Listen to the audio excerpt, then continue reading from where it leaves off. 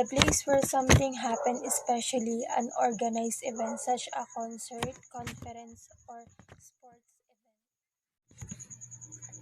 Photographer, a person who takes photograph for pleasure and record an event, emotion, place, or a person.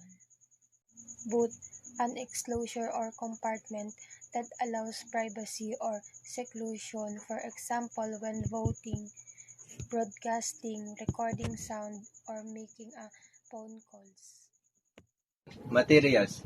It is used to build the booth inside the SMX. Videographer, who records live events and video production. Heavy-duty vehicle strength, used for transportation for the equipment that will be using in the event.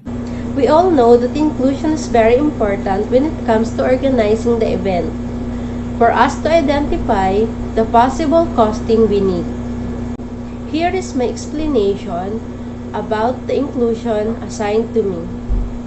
Security personnel, which is the responsible for the safety of all the guests in the events. Catering services, it is the food service assigned to all staff and security. Staff personnel, they are assigned to keep the venue set up and ready for the arrival of the guest. Invitations, it is used to inform all contractors, guests to attend the said event. Welcoming everyone in ways that respect and celebrate diversity. Good hosts keep conversation flowing. For our amenities and services, we do have waste and recycling facilities, water supply, electricity supply. In our furnishing, we go all out on this one to make people interested in our event. All the things you see in event are all top of the line. You can figure access by creating a collection of rules that define which inbound connection reach which services.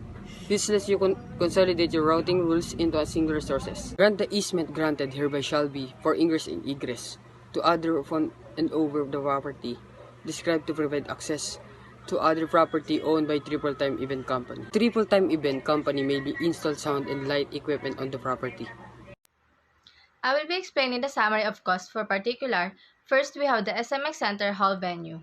For every hour, it costs 220,000 because it is much larger than other venue and will be used for 2 days, with a total amount of almost 10 million pesos. Second, video and projection package.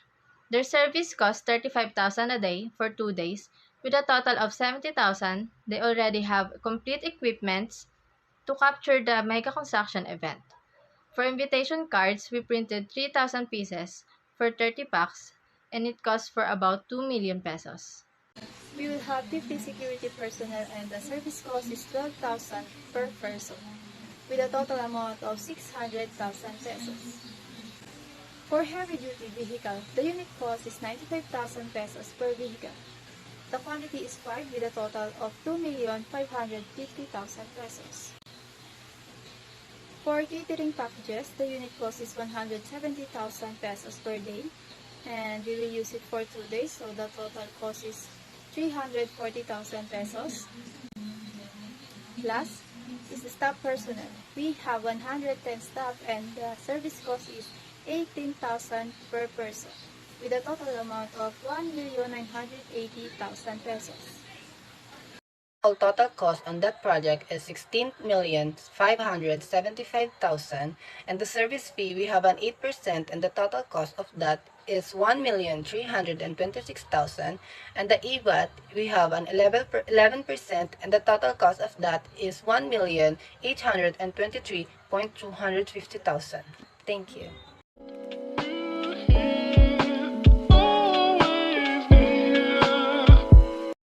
Admission. Minors and members of the general public will not be admitted during build-up and breakdown periods. So here, lahat po ng mga bata or minors ay hindi po pwedeng pumunta dito during build-ups. Both boundaries and design restriction sponsor will be given raw exhibition floor space only. So here, dito po lahat po dapat may mga space para sa mga boundaries and design restrictions. Construction. Participants should be started construction of their stands as soon as possible So, kailangan po dito, kapag nag-start ka po ng mabilis ang construction is lahat po makikipag-participants.